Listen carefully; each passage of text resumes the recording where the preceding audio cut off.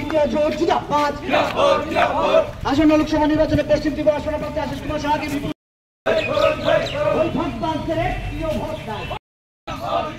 জাতীয় কংগ্রেস জিন্দাবাদ। ইন্ডিয়া জোট জিন্দাবাদ। ইনকলাব জিন্দাবাদ। ইনকলাব জিন্দাবাদ। আসন্ন লোকসভা নির্বাচন লোকসভাতে আগামী দিনে বন্দে মাতরম। ini bo bazaro lama himbo to khlaikya angka buskang ni loksabha no nongni bekhakti bahai keplai nani bekhak thangi tong ini আপনাদের ইন্ডিয়া জোট নে কবকমা বাই বিশ্রামগঞ্জ আর হাতিও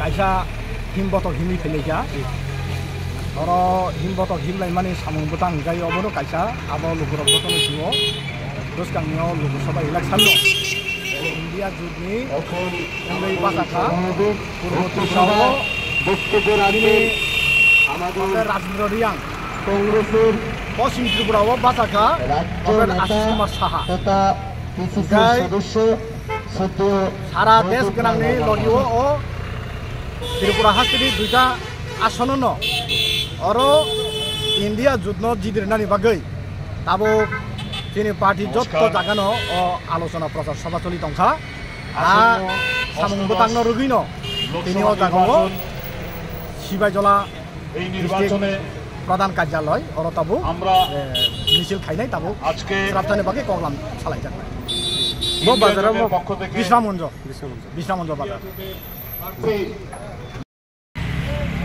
19 তারিখ আমাদের নির্বাচন।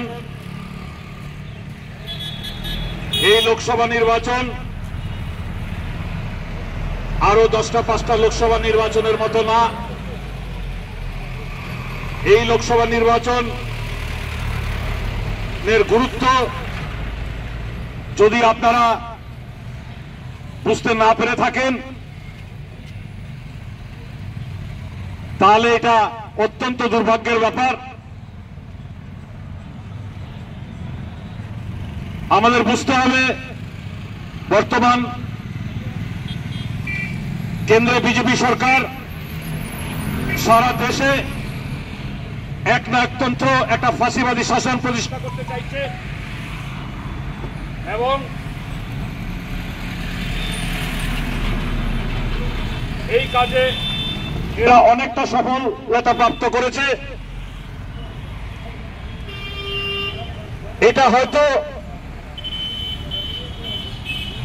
স্বাধীন ভারতবর্ষের গণতান্ত্রিক পরিকাঠামো যেটা এখনো অবশিষ্ট কিছুটা খানিকটা রয়ে গেছে সেই পরিকাঠামোর মধ্যে এটা শেষ নির্বাচন হতে যাচ্ছে। যদি আবার নরেন্দ্র মোদী ক্ষমতাসীন হন তাহলে এই দেশে প্রজাতন্ত্র থাকবে না।